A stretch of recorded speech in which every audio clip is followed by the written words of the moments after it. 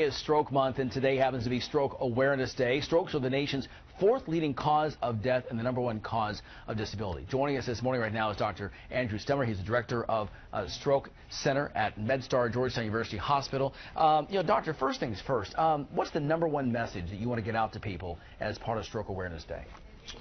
You know, our technologies and our treatments for strokes have gotten dramatically better in the last couple of years, but there's a very narrow time window for treatment, so patients and people have to know to get to the hospital as soon as possible.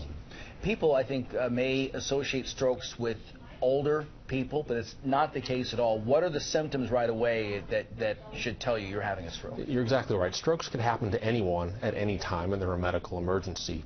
The American Heart Association has worked on developing a program called FAST, which stands for facial droop, arm weakness, slurred speech, and time to call 911. Okay. What is the time frame as soon as you realize what's happening? What should you do next? Obviously call 911, but what kind of time frame we're working with? Yeah, so like I said, our treatments have gotten dramatically better. We have clot-busting medicine you can give in an IV. We have catheters that can go inside the blood vessel and pull out clots from the brain.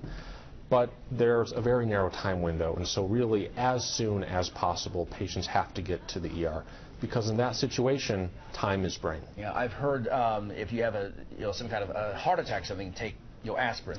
Is there something you can take right there that it's close where you're waiting on the paramedics to get to your place?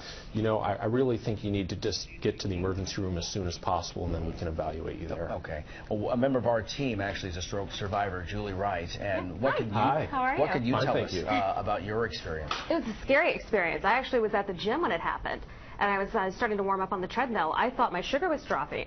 So I kind of got the shakes, and then they ran out not knowing what to do for someone with a stroke. My friends actually ran out to get Gatorade and a Crunch Bar to feed me, which is the last thing you want to do, because I had the partial paralysis down the left side of my face, so they're trying to feed me, thinking it was my sugar, and obviously it wasn't.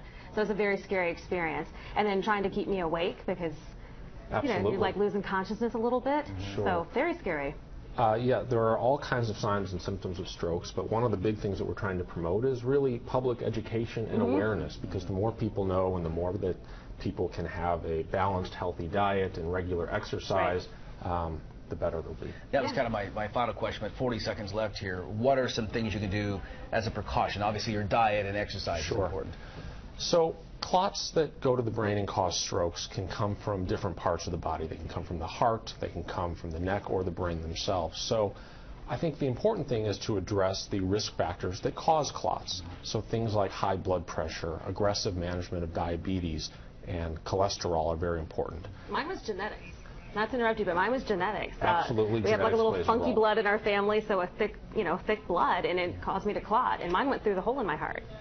Wow. Absolutely. So it's different in different people, and so what you want to do is address the specific risk factors, but in general, I do recommend, like you said, a balanced diet, regular exercise, and for people that smoke, I would strongly recommend they quit. Exactly. Dr. Stemmer, thank you so much for joining us. Thank you for having me. Julie, thanks for sharing your story as well. We appreciate that.